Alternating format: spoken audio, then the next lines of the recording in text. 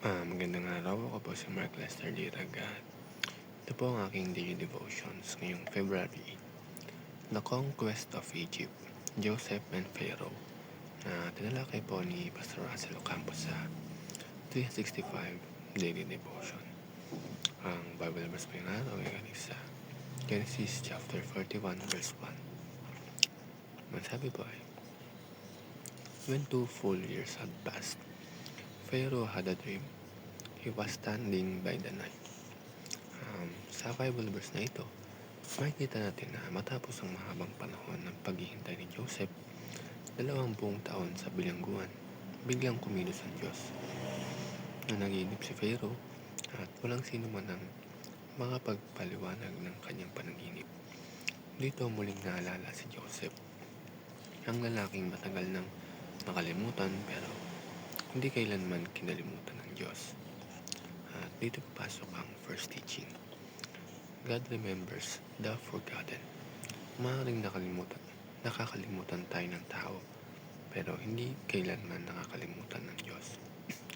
Si Joseph ay nasa kulungan, walang boses, walang koneksyon, at parang walang pag-asa.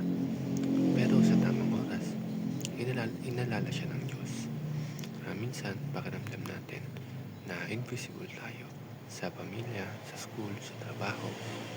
Pero gusto ipaalala ng Diyos na nakikita niya tayo at may plano siya kahit tahimik ang season natin.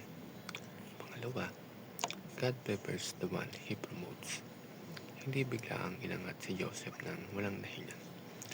Ang mga taon niya sa bilangguan, kanyang katapatan, ang kakayahan niyang mag-interpret ng panaginip, lahat yan ay paghahanda. Habang iniisip natin na walang nangyayari sa atin, ang totoo, may hinuhubog ang Diyos sa atin. Ang delay ay hindi denial. Preparation ito para sa mas malaking responsibility. Last, God promotes His servant for mission. Hindi lang basta promote si Joseph para gumanda ang buhay niya. Inangat siya ng Diyos para iligtas ang buong Ehipto at maging ang kanyang pamilya mula sa tagutong. Ang promotion ni Joseph ay may purpose. Ganoon din tayo kapag inangat tayo ng Diyos. Hindi lang ito para sa sarili nating success, kundi para maging blessings sa ibang tao. Ang kwento ni Joseph at Pharaoh ay paalala sa atin na ang oras ng Diyos ay perpekto. Kahit matagal, kahit masakit ang paghihintay, darating ang araw na gagamitin ng Diyos ang lahat ng pinagdadaanan natin para sa mas malaking plano. Kung ikaw ay nasa season ng paghihintay ngayon, huwag kang sumuko. Patuloy kang maging tapat, patuloy kang magtiwala. Dahil kapag panahon na, ang Diyos mismo ang magbubukas ng pintuan na walang sinuman ang makakapagsara. Yun lamang.